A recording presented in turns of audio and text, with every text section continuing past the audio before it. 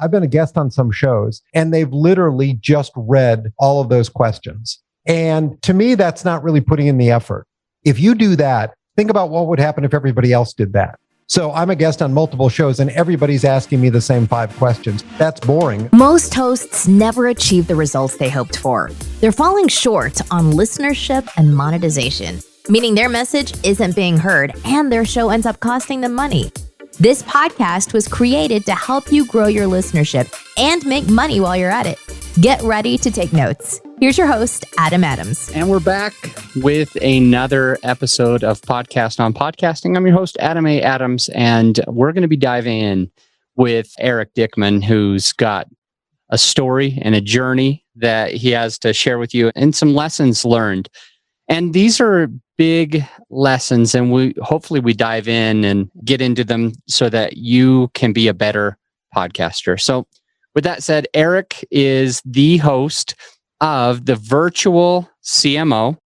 So he's a podcaster. He also has a YouTube channel called Work Life, and he's there trying to add value to people to be able to be better with their work-life balance and learning and growing and going to the next level. And it's something he's passionate about. And he is a virtual CMO himself. So basically what he does is advertises for other companies. He's had 30 plus years of experience in advertising, worked 18 years at Oracle, and I'm excited to have you, Erick. So your company is called Five Echelon, is that right? That's right, Adam. Thanks for having me on the show. I'm really glad to be here. Yeah, it's the Five Echelon Group is the name of my company. Well, we're going to dive in, and you mentioned as we did the pre-interview that through your experiences, just since, I guess it was around COVID, when COVID was hitting, is when you started the podcast. You've learned a lot through hosting a show. So what are like a few big takeaways for you? Yeah, so a couple takeaways. Podcasting is a great medium, and the more that I've done it, the more that I've fallen in love with it.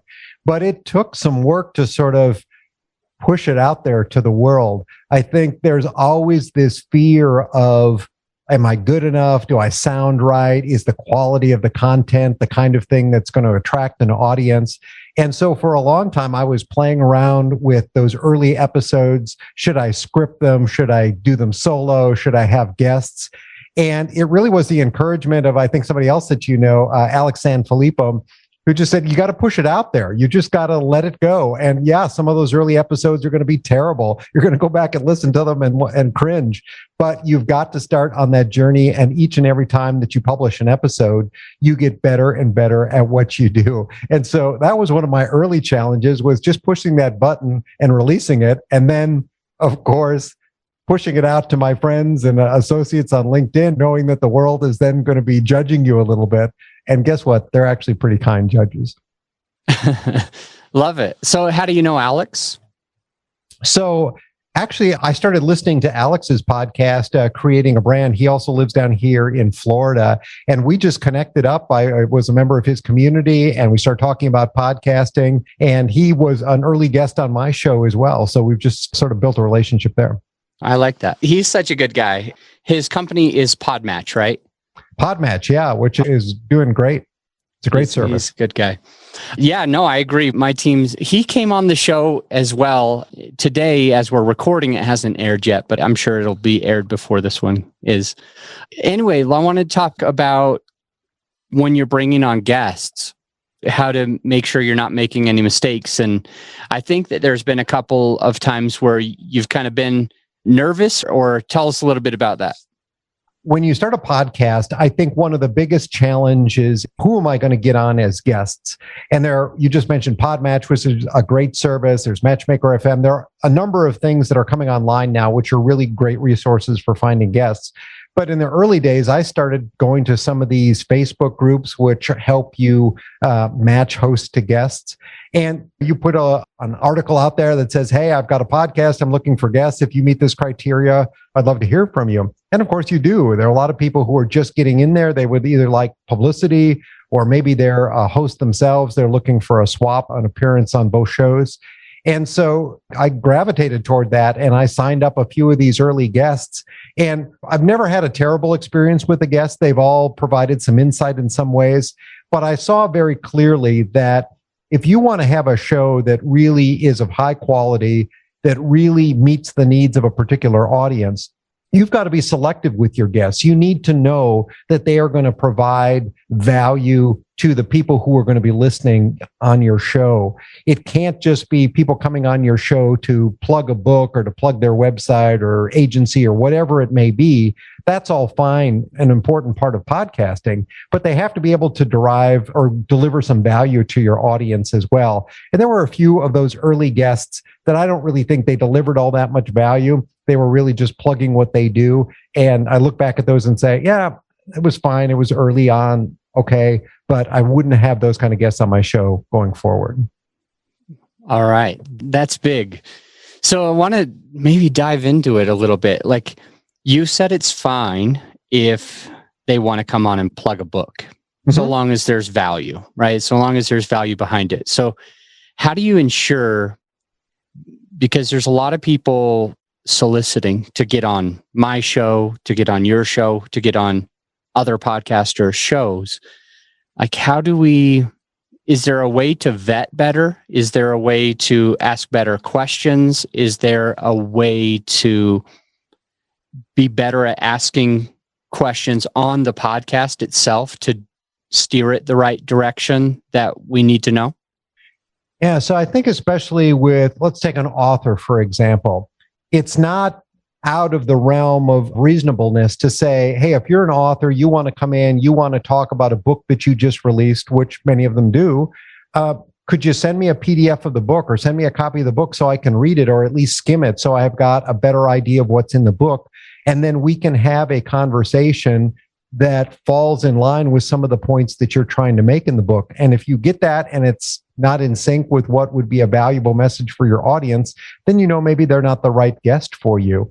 I love to do research on my guests, so I will go, and it's easy to go to Listen Notes or to just Apple Podcasts and search for their name and listen to some other interviews that they've done. You don't have to listen to the whole thing, but you get a sense for how they're going to answer questions and how they're going to interact. I've had a few guests where they clearly have an agenda. So they keep drawing the conversation back to sort of a pre-scripted agenda of how they want to articulate the points maybe of their book or whatnot. And that's a little bit okay, but I prefer more of a free-flowing interview format. So if I listen to a guest and their appearance on other podcasts, and I see that basically they're doing the same thing on every podcast, well, maybe that's not the ideal guest for you. There are real skills as an interviewer to be able to get people outside their comfort lane, outside their talking points. And if that's the kind of show you want to have, if you really want to uncover something new, you've got to be prepared when there's a guest that really likes to stick to their talking points. I'm with you 100%. There's three, I'll be honest. There's at least one, because I've done for this podcast as I'm gearing up for the release of the show. Still hasn't released as we're recording, but we're doing a huge release. And in that amount of time, I've been on like Podmatch and Podbooker and things like that, where I'm connecting with people and asking for reciprocal interviews. So I'll go on their show and they'll come on mine. And I try really hard when I'm on somebody's show. It's something and I can tell you're doing the same thing, Eric. I try when I go on other people's shows to give like actual tangible takeaways that people can use to get to the next level. And I constantly hear, wow, that was more value than ever before. Wow, I can't believe how detailed you got. Thank you so much for your time, right? And I really feel like that adding as much value as possible is the way to go. But I've had probably 3 people come to this podcast, and you're the farthest thing from it. So thank you. That definitely have some type of script that they've rehearsed dozens or hundreds of times. And it's like, they won't even answer a question. They'll say, well, Adam, that's a great question. And then they'll like go into part 2, their own part 2. So you mentioned a couple things that you can do to solve that. One of them being that you can go and listen to other episodes where that guest has been on. So you'll listen to several episodes. If they have a book, you'll try to get that PDF and read it ahead of time. And then you started to mention that there's other things that we can do as interviewers to also steer that conversation on at the moment that it's happening. Do you have any takeaways that can help me and our listener to be able to be better at steering a conversation where we want it to go? It's a challenge, right? And this is why the professionals get paid the big bucks. And I think, especially with guests that are long-winded. So I don't know about you, but having a more conversational interview style, I think is easier for the audience to listen to. It's more fun. It's more relaxed. But when somebody sort of grabs the mic and just won't stop talking, it's an awkward position as the interviewer because you feel at some point like you need to interrupt and say, okay, let me stop you there. And I think there are times when you actually have to do that to regain control of the interview because you don't want the guest to be the host, right? It's not their show, it's your show. You need to stay in control of what's going on. And so what I try to do in those situations when I can tell that somebody's just been droning on a little bit too long is I do interrupt them and I say, you made a great point there, and I'd love to sort of go into a little bit more detail, or that reminds me of something else, or I wonder if we could explore this a little bit further, but not in a way to say, stop, you're just talking too much, but, oh, that was a really good point. I'd like to comment on that, or before you go on, I'd like to say, or get some feedback on that. But I think as the host, it's your show. You've got to stay in control. Now, one of the things that I do is I live stream my show. So it's going out on YouTube and Twitter and Facebook all at the same time. And so just like we're doing right now over a Zoom call, you can see somebody's body language. And sometimes you can do your audience won't be able to see it on the podcast, but you can sort of act like you want to speak and try to give that body language to the guest. It's like, okay, stop. I would like to talk now. And sometimes that helps as well. But for those podcasters who are simply doing audio, you don't have those visual cues to go off of. I don't want to give up too much information on this, but I recently had a podcast episode where I didn't know where to interject or how to interject. So these three things that you mentioned, let me stop you there. You made a good point there. Before we go on, I want to get some feedback on that. These are great ideas, and I've written those three down. Let me stop you there. You made a great point there. And before we go on, I want to get some feedback on that because I did an interview. I'm like totally laughing right now. Just did an interview very recently with a woman, and I'm sure people can go and listen to it. You'll find it. I'm not bad-mouthing anyone. The interesting thing was, all I said was, glad to have you on. And then I told the listener, this is what we're going to get out of the episode today. I said, we're going to get X, Y, and Z out of this episode today. I'm looking forward to diving into that. But before I do, is there anything, for example, I'll use you as an example, Eric. Is there anything in your bio that I missed that's important for today's topic? And it was like 12 minutes. It was like 12 minutes. And she was like, never, she didn't just say, I'm so sorry, this is the worst that it's coming out. But she didn't just say, well, yeah, as it relates to today's episode, they should probably know that I did X, Y, and Z. They should probably know that because that'll help. I have a lot of experience with that. And so probably dive in and get some takeaways. So maybe I shouldn't have even asked that question. Maybe there's a better way to do it, Eric, and I can ask you in a moment. It's just like so I generally hide my video when you're talking because this is definitely going to go on Apple Podcasts with no video. But I also will repurpose the content too. But she could still see me. It's just that the listener couldn't. Or even the viewer, I should say, the viewer wouldn't be able to see me. So I'm sitting here hiding my video and I'm like, what do I do? Like, how do I interject? She's going off on so many tangents. Like after 12 minutes, all I said is there's something I missed on your bio. And like, she's trying to make the entire podcast, all the subjects that we were talking about, and it was completely off. And maybe I shouldn't say completely off base. It was on base. They were valuable points. but I wasn't even ready to go there. And it was like difficult. So let me stop you there. I'm going to have to practice. You made a good point there.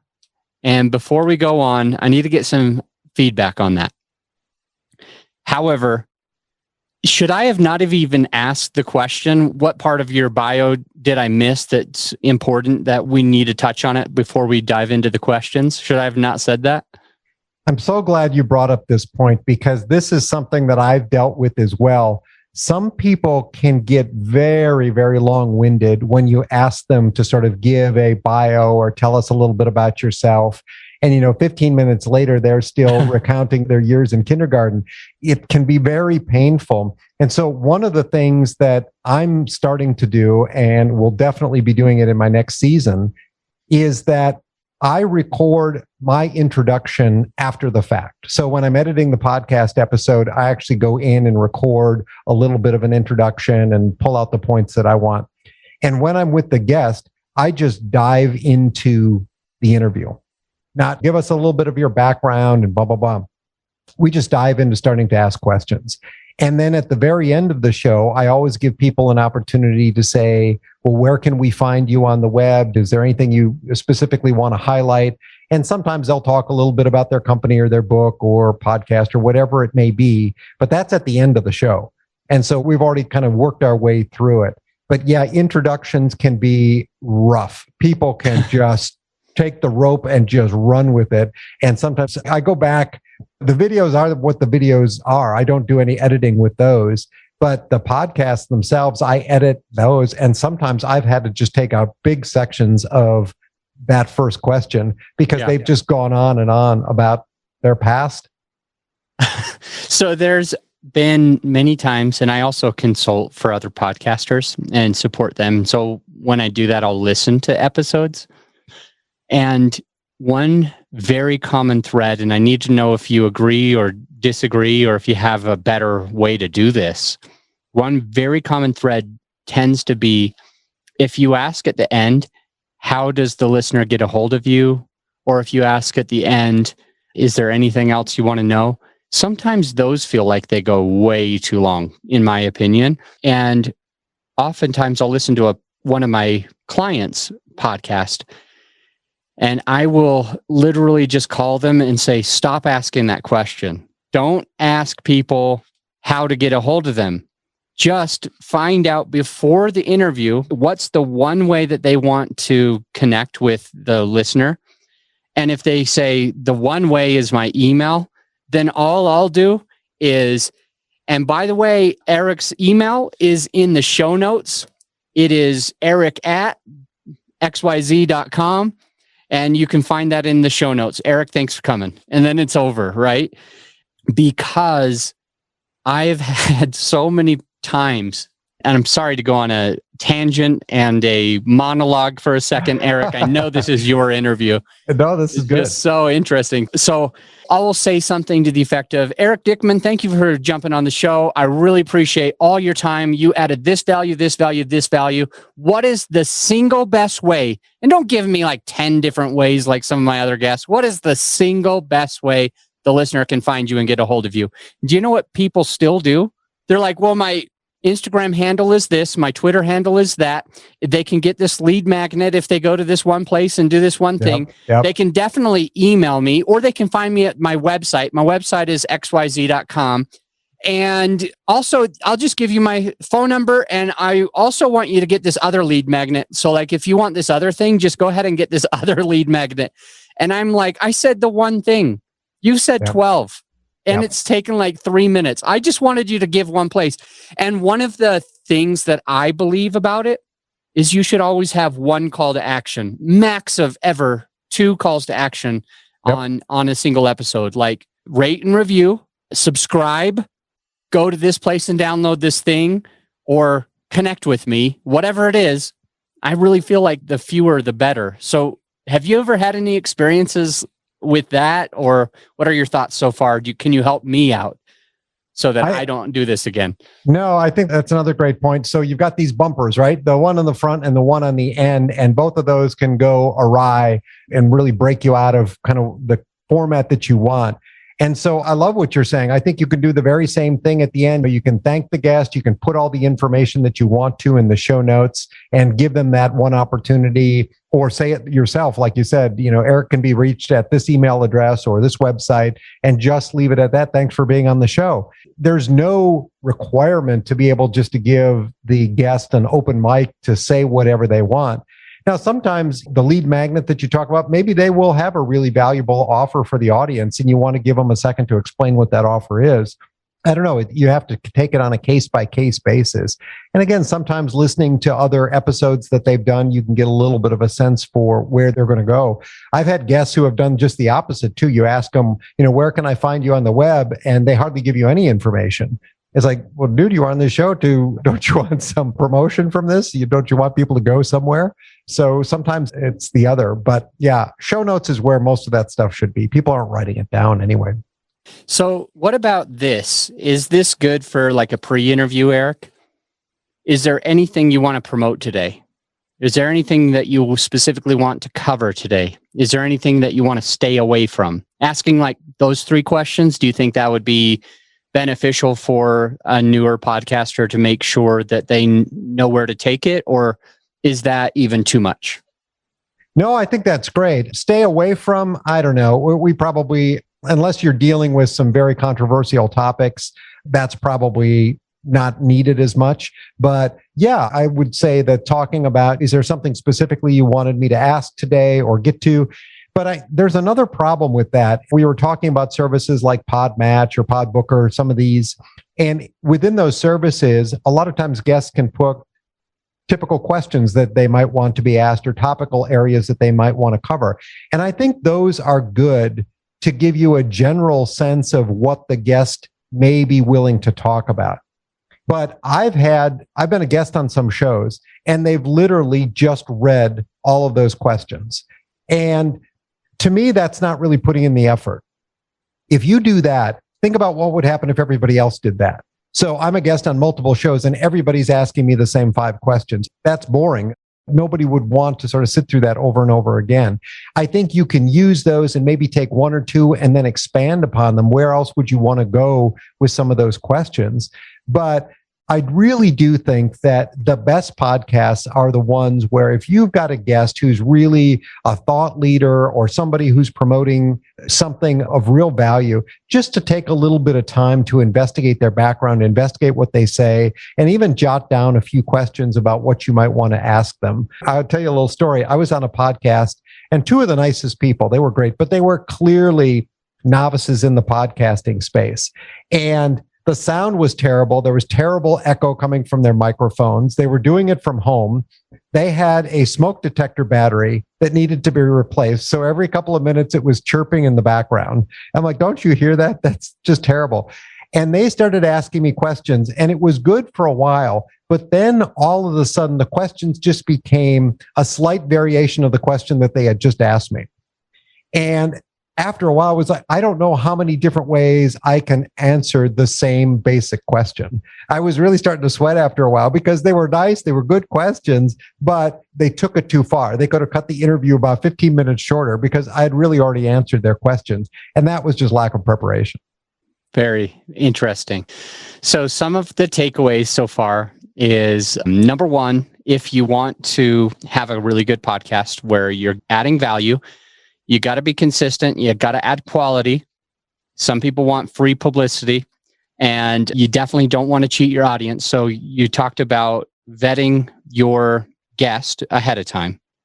And to do that, one of the best ways is to listen for any other episodes that they've done. And in particular, you'll listen to a few of them to see if there's any variation, how they respond, if they're very scripted. And additionally, once they're on the episode and you go live, you said you go live in several different places at the time. Do you use Streamyard, by the way? Is that I do. Yeah, I love the tool. Yeah. Cool. So as you're running this, it's pretty important when you're on that many platforms live that you don't want to have somebody who's self-promoting because like it's not easy to like go and cancel all of these and delete all of these. So if it gets too far out of control, then it can be tough. When it's just a recording and you're not going live, and especially not going live in a ton of places, you can just scrap the episode. You can cut out whatever you want. You'd be like, okay, go ahead and tell us about that. I'm just going to delete it. Right, so it's all good. But when you're doing it live, you've got to really focus. And so after vetting the takeaways that I got, that I'm writing down and making sure that I'm putting in, is to make sure I can cut them off and feel comfortable with that. Because it hurts my feelings to cut somebody off. Yes. I don't want to do it. But it's like, let me stop you there with a smile, I'm sure. And, or you made a good point there. Or, hey, before we go on, let me get some more feedback on that. And as we do that, it's like, man, I am cutting them off, but it's not awkward. It doesn't really hurt their feelings. And we've just got to maybe practice that. I wonder if do you practice that, or do you think that I feel like I should anyways, just literally practice? Well, I think that sometimes, this is true in real life too. You go out to a bar or a club or something like that. Some people are just easy to talk to and some people aren't, right? Some people, everything is question, answer, question, answer. Other people, it's a conversation. You're going back and forth. There's an easy flow of it. And the hardest ones for me are the question and answer, because it feels a little stiff. And that's when, if the answer is very long and you feel like you have to interrupt, it feels a little bit more awkward. If we're just having an easy back and forth, there are going to be lots of moments where we step on each other and talk at the same time. That's fine. But it's the ones who just keep droning on, and you're just looking for that slight pause where you can interject to sort of stop the conversation. So I don't know if practice just comes with doing the episodes, I think, but it's so much based on the personality of the person. And that's why listening to other interviews that they've done is helpful. I will tell you, I used to do a lot of pre-interview calls where I would just get somebody on a Zoom and just talk for 15 minutes. What do you want to talk about? And I'm doing less and less of that because it's just so easy to go out and find other interviews that they've done, so you can get a pretty good sense of their style and if they'd be a good fit for your show or not. And a lot of times, when the camera's off, people are very easygoing. And then the camera is on, the audio is recording, and people's personalities change. They stiffen up. They get much more focused on their answers, and that conversational back and forth kind of disappears. I had a guest the other day who was a great guest, tons of value, but he was a little stiff over the course of the interview. And then we were done and we chatted for another 30 minutes, and it was just as conversational and as easy flowing as could be, but it was after we stopped recording. I've definitely felt that as well. I remember in the beginning of this interview, just for example, I said something like, the name of your company is Five Echelon. And your answer was pretty short. It was like, yeah, the name of the company is Five Echelon. And I think I was expecting you to be like, oh yeah, we do this and this and this and this is, but what was awesome is you answered the exact question. And I'm used to having other people just feel like this is liberty to take it wherever they want. So I thought that was pretty interesting and almost unique about you compared to some other guests that are very self-promotional when they come on to podcasts. So what other factors did I not ask with regard to your journey and what you've learned about bringing on guests and adding value can you give to the listener right now? Well, I'd actually follow up on a point that you made just a few minutes ago, where you talked about having to scrap a few episodes. And I've had the same experience. And it wasn't necessarily because the guest was bad, but it was because the guest truly wasn't prepared to do a podcast interview, an audio interview. I interviewed two ladies who had a marketing agency, and they were located somewhere down in Mexico, and their house was filled with pet birds. So in the background, all you heard were these birds screeching, and it was very annoying. You know, if you know what birds sound like, they're screechy, they're shrill. And to have that coming through your headphones was just very uncomfortable, very unpleasant. And at the end of that episode, I said, well, there was value here, but there's no way I can use it because the audio is just terrible. I interviewed a young man from, I think he was from Kenya. And he was a really great guy too. A lot of interesting things that he had to say, but his connection was so poor, it was constantly breaking up and the audio quality was just terrible. And so I think you have to respect your audience as well as your guest, and to say, if this doesn't meet my standards, if this is going to be annoying to listen to, then unfortunately I've got to scrap it. And you can either say, well, was the guest worth redoing it? Or if we redo it, is it going to be basically the same thing? Or is it something that we just say, no, or set that one aside? Interestingly enough, some of these guests that performed poorly in that way, and I think I've scrapped 3 in my entire recording career, but not one of them ever followed up with me and said, oh, by the way, are you publishing that episode? I think they knew that there was very little value in what they did. Very interesting. So with your podcast, Virtual CMO, remind me, you started that right after COVID kind of came around? Right before. I started in February of last year, and then COVID hit. And so the timing was great to start a podcast because we're all sitting at home so much. So it was great from that standpoint, but it's been fun to be on that journey. All right. With Virtual CMO, what is the purpose behind it? Like, who do you serve and how do you serve them? And how does the podcast kind of correlate with that business, or does it? Yeah. So thanks for asking that. What I do as a virtual CMO is I help small and mid-sized companies really create strategic marketing plans for their business and then help them get it executed. And so for a lot of companies, maybe they have somebody like a VP of sales and marketing, but they don't have anybody that's dedicated to marketing. So most of the focus is just on selling. It's not on building that pipeline of leads and getting that marketing executed. And so I come in and help these companies create that plan and then work with freelancers and agencies and other people to get the plan executed. And so the purpose of the Virtual CMO podcast is really to share some of the insights that I have certainly learned along the way working with all these businesses. Other thought leaders in the marketing space can share to these businesses, because maybe somebody's not interested in engaging with me or my business, but they can take some of the insights, some of the value that we've learned along the way, or that some of these guests are sharing, and apply it to their own marketing programs to increase their successfulness.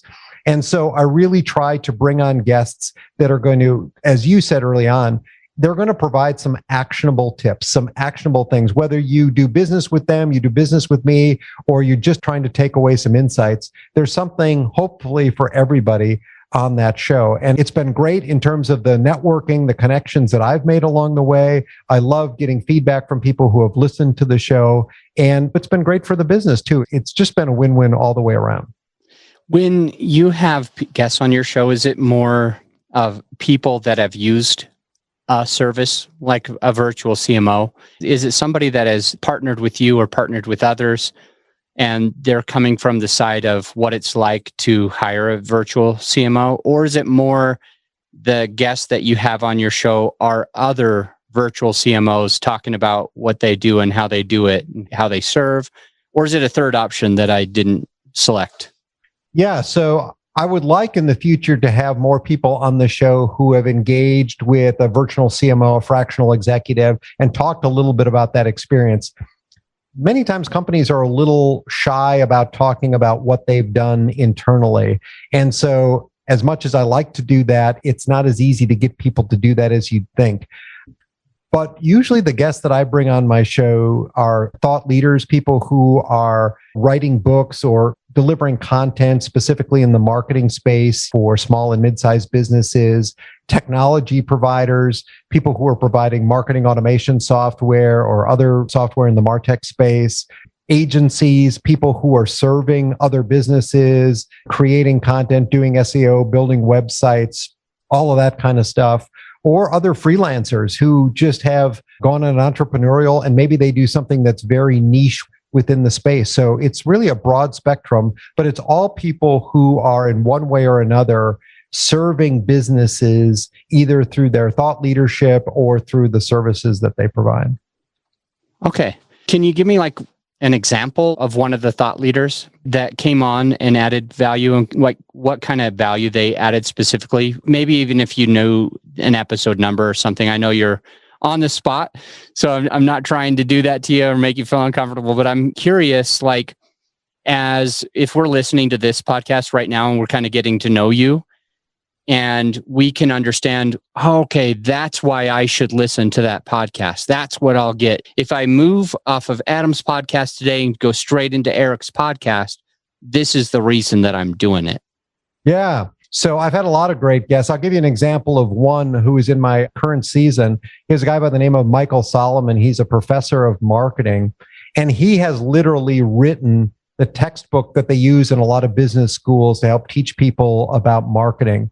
And he really dove into this whole idea of creating a brand story and what it means to really represent your brand in a way that people can relate to. So often companies think about the products and services that they offer, but that's just part of the equation, right? You have to wrap all that up into what does your brand mean? What does it stand for? Why would people want to do business with you as opposed to somebody else? And there's a lot that's involved in that. But he was a fascinating guest. He's had years of experience. And like I said, he was an author of this textbook, and he just wrote a new book called The New Chameleons, which is talking about how people don't necessarily like to be categorized as millennials or Gen Z or whatever they may be, that everybody likes to be unique in their own special way. So it's a very interesting book as well. But those are the kind of people that I love to have on the show.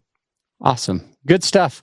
Well, I really do appreciate you jumping on and teaching me and others how to just be a better interviewer, how to get the right guests, how to make sure you're adding value. I really appreciate it. You added a ton of value to us as well. And so you are the perfect guest. And all I'll say is, what is the one way, the one, not the 10, not the 3, what's the best way for the listener to find you and get a hold of you? The best way is just to check out my company website, which is 5echelon.com. 5echelon.com is in the show notes right now. I didn't even know how to spell echelon. I'm glad that you're around because now I see it spelled. But it's in the show notes. So if you're like me and you didn't already know how to spell it, it's perfect. Just scroll down. You can click 5echelon.com. Thank you, Erick. I appreciate you jumping on. Adam, thanks for having me on the show today. It's been a pleasure. That's a wrap. This episode is brought to you by GrowYourShow.com. Grow Your Show lets you be the star of your show while we handle all the hard stuff. We offer reliable and affordable post-production services that allow you to grow your show organically without all the work. So go ahead and check out the website right now and feel free to schedule a call with me and let's take your show to the next level. Again, GrowYourShow.com. You just press record. We handle the rest.